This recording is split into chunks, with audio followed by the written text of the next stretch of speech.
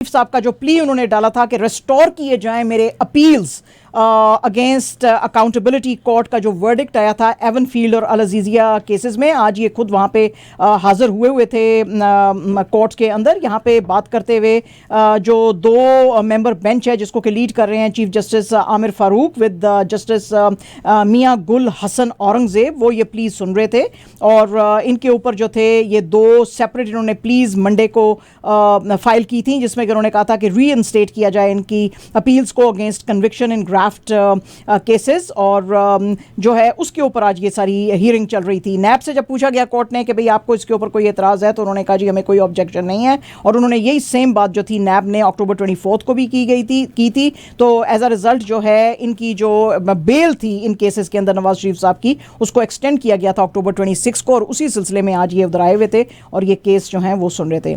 इसके अलावा Islamabad high court ने जी जो इमरान खान साहब ने प्लीज डाली हैं seeking to stop proceedings against him in cipher case, वो कोर्ट ने मानने से इनकार कर दिया है। स्पेशल कोर्ट जो है उसने कहा कि अंडर ऑफिशियल सीक्रेट्स एक्ट इन्होंने जिसने कि इंडाइट किया था, आपको पता ही, हमने आपको बताया था इमरान खान साहब को और शाह महमूद कुरैशी को साइफर केस के अंदर कि इन्होंने मिस यूज़ और मिसप्लेस किया ये डिप्लोमेटिक केबल, तो इसमें उन्होंने आज खारिज की इनकी ये अपीलें। इस्लामाबाद हाई कोर्ट के चीफ जस्टिस आमिर फारूक आज इनकी प्लीज सुन रहे थे, लेकिन उन्होंने ये भी कहा कि इमरान खान को फ्री ट्रायल दिया जाए ज़रूर, और इनकी जो अब बेल एप्लीकेशन है उसके बारे में डिसीजन ये अब कल सुनाएंगे, यानी कि फ्राइडे को। इमरान खान साहब जो हैं उनको इससे पहले 3 इयर्स की जेल टर्म दी गई थी फॉर करप्शन, यानी मतलब आप सोचें ज़रा, करप्शन एंड इमरान खान, माशाल्लाह क्या बात है।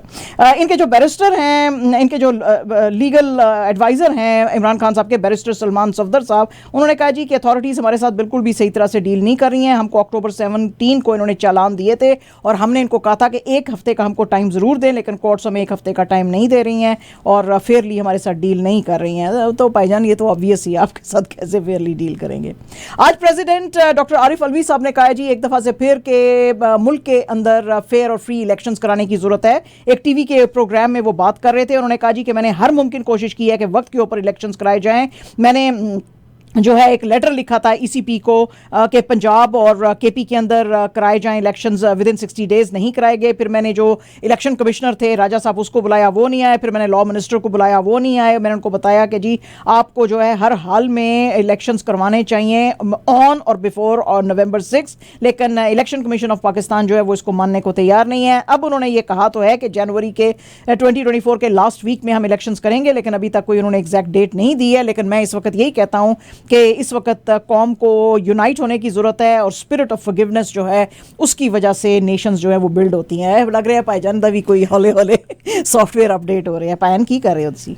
रॉयटर्स की आज ये खबर है जी, और ये इंतहाई अफसोस की नाक खबर है। यानी आप सोचें कि पिछले 2 हफ्ते में PIA की 349, एक भी नहीं, 2 भी नहीं, 3 भी नहीं, 349 फ्लाइट्स कैंसिल की जा चुकी हैं, क्योंकि PIA ने जी पेट्रोल के पैसे नहीं दिए। कैन यू इमेजिन, फ्यूल के पैसे नहीं दिए। अच्छा जी, पाकिस्तान स्टेट ऑयल जो है उनके साथ इनकी कॉन्स्टेंटली लड़ाई चल रही है और वो कह रहे हैं जी कि ये जिस वक्त तक हमको फ्यूल के पैसे नहीं देंगे हम इनको फ्यूल जो है वो प्रोवाइड नहीं करेंगे। PIA जो है वो कह रही है हमारे ऊपर बिलियंस ऑफ डॉलर्स की जो है लाइबिलिटी है। तो पायन फिर मतलब है किसने ये आपके ऊपर बनाई हैं बिलियंस ऑफ डॉलर्स की लाइबिलिटीज? आपने खुद ही नुकसान किया ना अपना। तो IMF के साथ असल में एक बेल आउट जो प्लान ये जो दिया गया था पाकिस्तान को, उसके अंदर उन्होंने कहा था कि PIA जो है आपकी एलिंग एयरलाइन है और उसको प्राइवेटाइज करने की जरूरत है, और उसके बाद से जो है पैसे PSO को नहीं दिए गए थे, जिसकी वजह से PSO अब जैसे जैसे ऑन डेली बेसिस जब उनको पैसे मिलते हैं तो वो फ्यूल जो है वो PIA को सप्लाई कर रहे हैं, और उसकी वजह से जो हैं ये इतनी ज़्यादा फ्लाइट्स कैंसिल हो रही हैं। इसके अलावा लेकिन PIA ने कहा है कि कनाडा, तुर्की, China, Malaysia and Kingdom of Saudi Arabia हमारे प्रायोरिटी डेस्टिनेशंस हैं, और जैसे जैसे ये चलेंगी इनकी फ्लाइट्स जो हैं हम आपको अपडेट करते रहेंगे। पाकिस्तान के अंदर टिकटॉक जो है जी उसने 14 मिलियन वीडियोस जो हैं वो for violating community guidelines in the second quarter of 2023 इन पाकिस्तान उनको जो है वो एलिमिनेट या डाउन किया है। और उन्होंने कहा जी कि लोगों को पाकिस्तान में टिकटॉक के ऊपर अपनी वीडियोस बनाने के लिए कम्युनिटी गाइडलाइंस जो है हमारी जो हमने एनफोर्स की हुई हैं और हमारी जो है साइट पे भी हैं उनको फॉलो करना बहुत ज़्यादा ज़रूरी है, ताकि आप तक कोई मिस इन्फॉर्मेशन ना पहुंचे और सेफ और इंक्लूसिव स्पेस जो है वो ये टिकटॉक रहे। टिकटॉक के मुताबिक 83.6% 90% of violative videos in Pakistan जो थी उनको रिमूव किया गया था, इससे पहले कि कोई देख लेता। 92.5% जो थी उनको तो कंप्लीटली एलिमिनेट कर दिया गया था। ग्लोबली टिकटॉक ने रिमूव की हैं ओवर 18 मिलियन अकाउंट्स जो कि कोई सस्पेक्टेड यूजर्स के थे अंडर 13, और उन्होंने कहा जी कि यंग यूजर्स जो हैं उनको सेफ्टी के ऊपर बहुत ज़्यादा ख्याल करना चाहिए। और इन्होंने सेकेंड क्वार्टर में ग्लोबली 98.6% जो हैं वीडियोस जो बिल्कुल ही इनको लग रहा था कि अनऑथेंटिकेटेड है उनको रिमूव किया। इंडिया के अंदर जी जो इंडिया का इलेक्शन कमीशन है उसने अब एक शो कॉज नोटिस जो है वो दिया है आसाम के चीफ मिनिस्टर हिमांता बिस्वा शर्मा साहब को, क्योंकि वो छत्तीसगढ़ के अंदर जो एक अपनी कैंपेन कर रहे थे इलेक्शन की, उसके अंदर अक्टूबर 18 को उन्होंने एक स्पीच की, और उस स्पीच में उन्होंने बात करते हुए जो है बहुत ज़्यादा खींचा भी अपने जो एक जो कॉलीग थे उनको भी, कवारदा का जो कैंडिडेट है मोहम्मद अकबर। तो उन्होंने कहा जी अपनी स्पीच में बात करते हुए शर्मा साहब ने कहा कि अगर एक अकबर एक जगह पे आ गया तो वो अपने साथ 100 अकबर लेकर आएगा, इसलिए हमें जरूरी है कि हम इन तमाम अकबरों को निकालें, क्योंकि जो हिंदुस्तान है वो मदर कौशल्या माँ की लैंड है। कौशल्या आपको पता ही है कि लॉर्ड राम जो थे उनकी मदर थी, जो कि जिसका कि कहा जाता है कि वो छत्तीसगढ़ से उनका ताल्लुक है। तो वो कहते हैं जी कि कौशल्या माँ जो है ये उसकी जमीन है। और आपने पिछले दिनों में देखा ही है कि इस मुल्क के अंदर लव जिहाद अंडर कांग्रेस रूल शुरू किया गया था, और ट्राइबल्स ऑफ छत्तीसगढ़ और ट्राइबल्स ऑफ आसाम जो है उनको एनकरेज किया जा रहा है कि वो इस्लाम कबूल करें। और ये जो हैं लोग मुकेश भगल जी जैसे कहते हैं कि नहीं जी नहीं, इन सबको बात करने दो क्योंकि हमारा सेक्युलर कंट्री है। तो जिस वक्त आप हिंदुओं को खत्म कर रहे हो तो क्या ये सेक्युलरिज्म है? इसलिए मैं कहता हूं कि ये कंट्री जो है, ये मुल्क जो है, ये हिंदुओं का है, तो इसको हिंदुओं का ही जो है वो मुल्क रहने दो। अब इस स्पीच के ऊपर तो फिर कांग्रेस ने इनकी बड़ी शिकायत की तो फिर इलेक्शन कमीशन ने इनको जो है इस भड़काऊ बयान के ऊपर नोटिस दिया। हिंदुस्तान के अंदर बहुत ज़्यादा जो प्रो पैलेस्टीनियन प्रोटेस्ट चल रहे हैं उसके अंदर अब अथॉरिटीज़ जो हैं बहुत ज़्यादा क्रैक डाउन कर रही हैं उन लोगों के अगेंस्ट जो कि पैलेस्टाइन के लिए आवाज़ जो हैं वो उठा रहे हैं। यहाँ पे अभी तक जो मीडिया की रिपोर्ट्स आई हैं, जो 2-4 आज़ाद मीडिया रह गए हिंदुस्तान के अंदर, उसके मुताबिक ये लोग जो हैं क्रिमिनल जो हैं प्रोसीडिंग्स फेस कर रहे हैं, क्योंकि कहा गया है कि ये क्रिमिनल एक्शन है और अनलॉफुल असेंबली है जो कि ये पैलेस्टाइन के हक में कर रहे हैं। 4 स्टूडेंट्स जो हैं उनको बुक किया गया है under section 153A and 188 for disobedience of order duty promulgated by public servants and 505 for statements inducing public mischief of Indian Penal Code।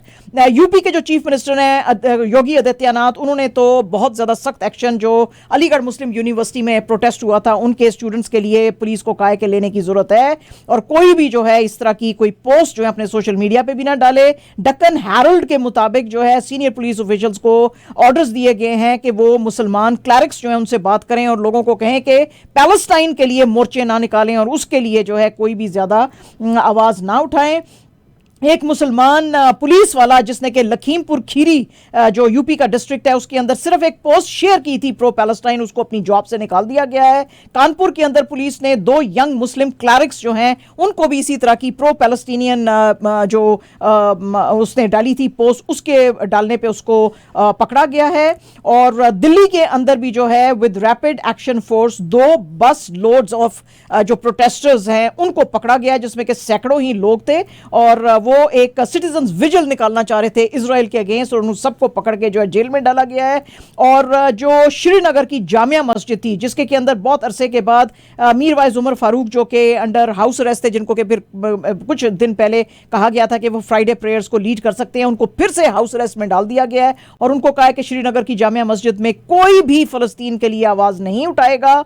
और इसी तरह कबोन पार्क पुलिस स्टेशन जो बेंगलुरु है उसमें भी 11 मुसलमानों को पकड़ा गया है और उनको बुक किया और डिटेन किया है, वो भी जो हैं प्रो पैलेस्टीनियन मोर्चा निकाले हुए थे। इसके अलावा मुंबई के अंदर पुलिस ने भी उन्होंने तो एक हाथ आगे चले गए हैं, वो ना सिर्फ ये कि इन मुसलमानों को डिटेन कर रहे हैं बल्कि अलेजली उनको मारपीट भी कर रहे हैं अगर वो प्रो पैलेस्टीनियन मोर्चे निकाल रहे हैं। तो जनाब हिंदुस्तान के अंदर सख्त हालात। आज जनाब फिल्म मेकर सुभाष घाई साहब जो हैं उन्होंने और उनकी बीवी जो हैं मुक्ता घाई, उन्होंने एक डिनर पार्टी दी मुंबई के अपने घर में टू सेलिब्रेट वेडिंग एनिवर्सरी। और इसके अंदर लोग कौन नजर आए? इसके अंदर नजर आई माधुरी दीक्षित, संजय दत्त, जैकी श्रॉफ और अनुपम खेर, इसके अलावा माधुरी के हस्बैंड डॉक्टर श्रीराम भी थे। तो ये जब तस्वीरें आनी शुरू हुई सोशल मीडिया पे तो लोगों ने पूछना शुरू किया कि भाई कहीं ऐसा तो नहीं है, क्योंकि ये जो इनकी कास्ट थी ये खलनायक की कास्ट थी, तो आप घाय साहब खलनायक 2 बना रहे हैं। क्योंकि कुछ अर्सा पहले सुभाष घाय ने कहा था कि जो खलनायक 2 है, it can be on the cards and it can be in the pipeline. तो इसमें खासतौर पे आपको याद ही होगा, इसका बड़ा फेमस गाना था चोली के पीछे क्या है, तो ये बड़ी मशहूर हुई थी फिल्म और अपनी स्टोरी लाइन और इस गाने की वजह से भी। तो अब लोगों का ख्याल है कि शायद ये जो इन्होंने सबको जमा किया है खलनायक की टीम को, तो शायद यहाँ पे खलनायक 2 की प्लानिंग हो रही है। कॉफी विद करण सीजन 8 जो है वो बिल्कुल गॉसिप्स के साथ इस दफा शुरू नहीं हुआ। जो करण जौहर हैं उनके जो गेस्ट थे वो दीपिका पादुकोण और उनके हस्बैंड रणवीर सिंह थे, और बड़ा ही वार्म और टीयर्स देखे गए और बड़ी मोहब्बतें देखी गई इसके अंदर। तो इसके अंदर जो हैं दीपिका और रणवीर सिंह ने अपने जो इनका 11 इयर्स का लॉन्ग रिलेशनशिप था उसके बारे में बात की, और जो करण जौहर साहब भी इसके ऊपर रो पड़े और उन्होंने कहा जी कि मैं देखता हूँ, मेरा अपना तो मेरे बच्चे तो हैं, मेरी माँ भी है, लेकिन इस तरह का रिलेशनशिप मेरा नहीं है। तो बड़े लोगों को भी बड़ी हैरत हुई कि सीजन 8 बड़े प्यार मोहब्बत और सत्कार से ही शुरू हुआ है, कोई गॉसिप और ड्रामा नहीं है इसमें, बहरहाल which is good. Raveena Tandon साहिबा जो हैं जी वो आज शी हैज़ टर्न्ड 49, और आज उनकी बेटी ने भी और बहुत सारी जो उनकी फ्रेंड्स हैं बॉलीवुड के अंदर, जैसे कि जूही चावला और शिल्पा शेट्टी, उन्होंने उनको बहुत सारी नेक तमन्नाएं दी। और एक जो उन्होंने इंस्टाग्राम पे रवीना टंडन ने एक वीडियो नहार बाग राजगढ़ की डाली है, उसमें वो अपनी बेटी के साथ देखी जा रही हैं और वो गाना गा रही हैं माँ मेरी जान। तो ये ऐसे है। और जनाब कल है पाकिस्तान का मुकाबला साउथ अफ्रीका के साथ, बिल्कुल डू एंड डाई मैच है, क्योंकि अगले चारों मैच जो हैं पाकिस्तान ने जीतने हैं। तो लेकिन कुछ ही लोगों ने इसके ऊपर ट्रेनिंग की, कुछ लोगों ने अपने आप को रेस्ट दिया। शाहीन शाह अफरीदी, हारिस रऊफ, हसन अली, रिजवान, नवाज, उस्मान मीर, अब्दुल्ला शफीक, इन्होंने रेस्ट किया, इन्होंने कोई ट्रेनिंग्स नहीं की। लेकिन आज ट्रेनिंग के अंदर नजर आए बाबर, शादाब, इमामुल हक, फ़खर, सऊद शकील, इफ्तिखार, सलमान अली आगा, वसीम जूनियर, जमान खान, अबरार अहमद और मोहम्मद हारिस। इसके अलावा डायरेक्टर मिकी आर्थर जो हैं उन्होंने इनके साथ एक बात की और उन्होंने कहा जी कि we need to motivate each other. नहीं तो मगर आपने एक बात बताऊं आपको मैं, बस टाइम कम है, I don't want to go into details with that, मगर जब आपने ये कहा कि पाकिस्तान का ऑफ कोर्स साउथ अफ्रीका से, ये सरकास्टिक स्माइल और सरकास्टिक लाफ था आपका। हाँ जी, हाँ जी। What do you mean by that? क्योंकि कल हारेगा पाकिस्तान साउथ अफ्रीका से, you want to bet? Yes, you want to bet? या चाय बंद आपकी कल से। आप गंदे हो के आए, मैंने कहा ना आप मेरे पीछे नहीं खड़े हुए, आपका सॉफ्टवेयर ज्यादा ही अपडेट कर दिया उन्होंने। तो मगर 100% Pakistan is gonna beat South Africa, इंशाल्लाह। चलो ठीक है, इंशाल्लाह। ओके ओके, चलो ठीक है।